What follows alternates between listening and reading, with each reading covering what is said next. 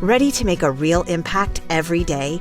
Join the Active Day Home Care team and help clients maintain their independence in the comfort of their own homes. Make a difference in someone's life as you provide essential daily assistance and protect their health and happiness. Earn up to $20 an hour and enjoy additional perks like optional daily pay, 401k, paid time off, ongoing educational training, and more. Join a team that values care, compassion, and your professional growth. Visit activeday.com to apply. Okay, let's unpack this.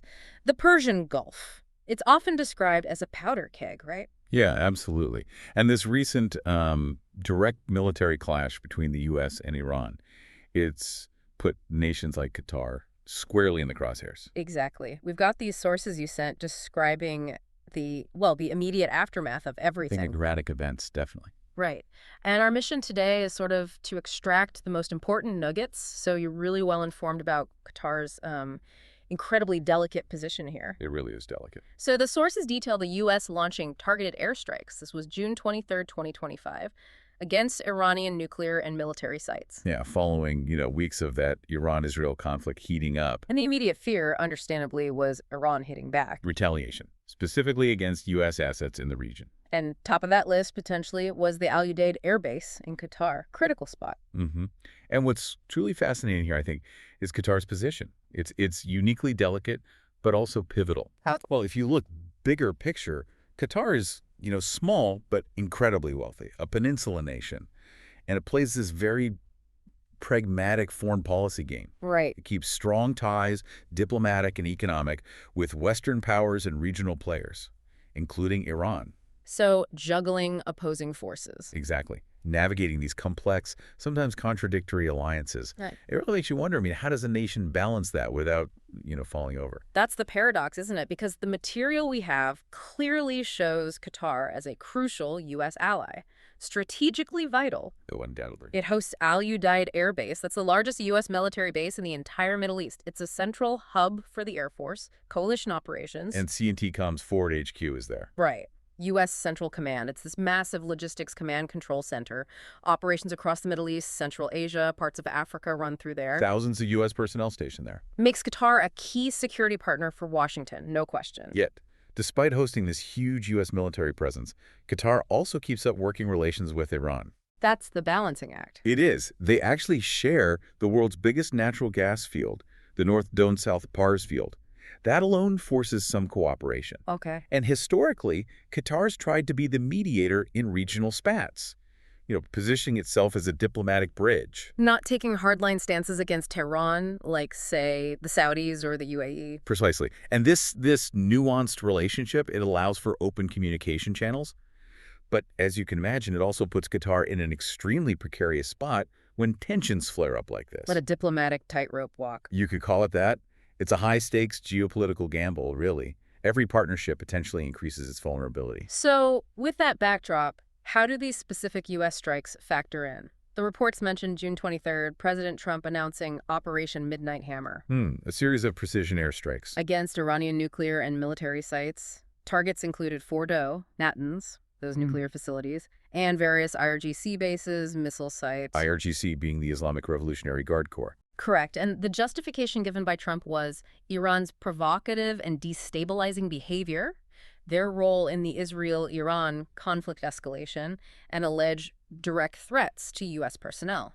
So the U.S. strikes, and immediately after, the international community just held its breath. Waiting for Iran's response. Exactly. Bracing for it. You had Supreme Leader Khamenei, IRGC Chief Salami, vowing, quote, crushing and painful responses. Strong words. Very. And warnings were issued. Proxies could act, or maybe direct missile strikes, potentially targeting U.S. bases in the region. Which brings us back to Qatar. Right. The critical concern for Qatar was, naturally, that Al Udeid Air Base just southwest of Doha would be a prime target for any retaliation. And it makes sense why Al Udeid would be high on that list. Our sources confirm it's been explicitly mentioned in Iranian rhetoric before as a potential target. Given its importance, yeah. It houses the CAOC, the Combined Air Operations Center. That oversees all U.S. and coalition air missions across that huge Sea and Tamam area. Massive responsibility. Plus, it's a major logistics hub.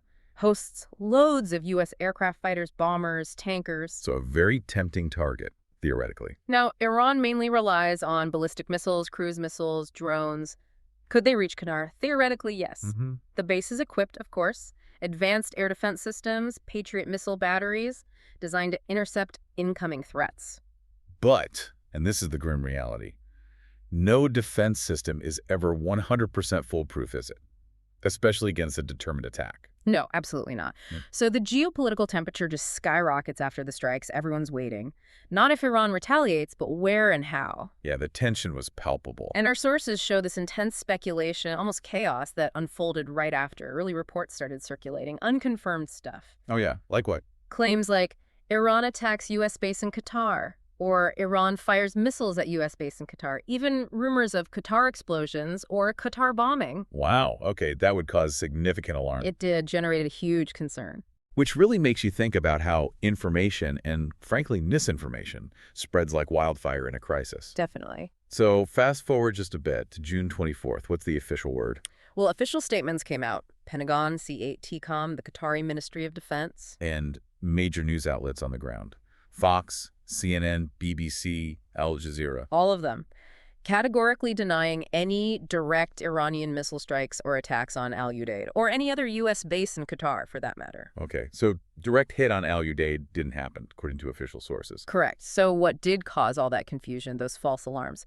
The documents we have point to a few things. Okay. One, all U.S. bases in the region, including Al Udeid, were on extremely high alert, understandably. That creates tension, maybe misinterpretations. Makes sense. Heightened vigilance. Two, there was increased activity by Iranian-backed proxy groups, but in Iraq and Syria, not Qatar. That could easily be misattributed in the fog of war. Right. Actions elsewhere get conflated. And of course, you've got misinformation, disinformation campaigns. They always thrive on social media during high-tension moments like this. The digital fog of war. Exactly. Plus, there have been past attacks by Iranian-backed groups on U.S. bases like al-Assad in Iraq, so maybe people jump to conclusions. That history could definitely contribute to rapid, maybe unconfirmed assumptions. Yeah. What about those reports of airspace closures over Qatar? Yeah, there were unconfirmed reports of Qatar airspace closure, likely just temporary precautionary measures because of the high tension. Qatar Airways flight kept operating, maybe with some rerouting. Okay, so the immediate takeaway seems to be extreme tension, lots of noise, and maybe deliberate disinformation, but no direct Iranian strike on Qatar itself. That's the picture painted by the official statements and major reporting, yes. The fog of war definitely extended to the information space. Initial reports were messy. Right. Now, zooming out a bit, even without a direct attack on its soil, this whole U.S.-Iran confrontation must have significant knock-on effects for Qatar, right? Yep. Economically, diplomatically. Absolutely. Big time. The escalating conflict immediately caused volatility in global oil markets, WTI prices, Dow Jones futures. They reacted negatively. Investor anxiety. Worries about oil supply disruptions from the Gulf. Yep.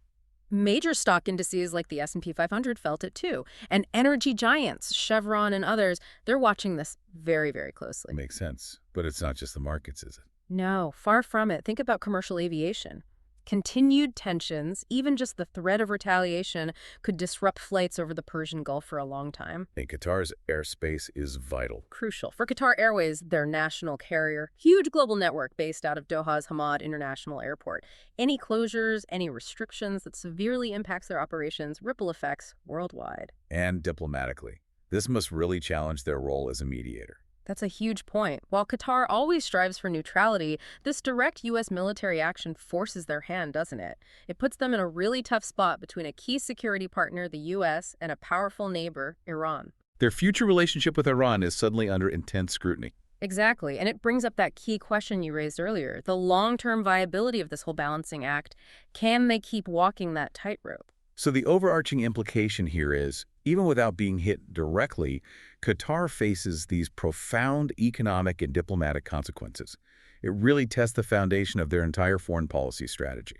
So, thinking about the long game here, what does this all mean? Initial fears of Iranian missiles hitting U.S. bases in Qatar, they proved unfounded, thankfully. Right, according to the official accounts we have so far. But the underlying threat, the potential for escalation, that remains very real. Oh, absolutely. Yeah. And the U.S.-Qatar defense relationship, it's still robust. Both countries see it as vital for regional security. The U.S. presence provides stability, deterrence. And Qatar values that security umbrella. They invest heavily in modernizing their own military, too. So the partnership is strong. Yes. Yeah. But the long-term goal for Qatar, and really for everyone in the region, has to be de-escalation, a return to some kind of stability. It just underscores Qatar's critical strategic importance, doesn't it? And how vital diplomatic efforts are to prevent a truly devastating regional war. Couldn't agree more. The world's watching closely now. How will Iran ultimately respond? What does this mean for peace, however fragile, in the Middle East? Big questions. And it leaves us with something to think about for you listening. In a world where these global powers clash, how important is it for smaller nations like Qatar to keep up these unique, multifaceted diplomatic relationships, even when it puts them right in the geopolitical crosshairs?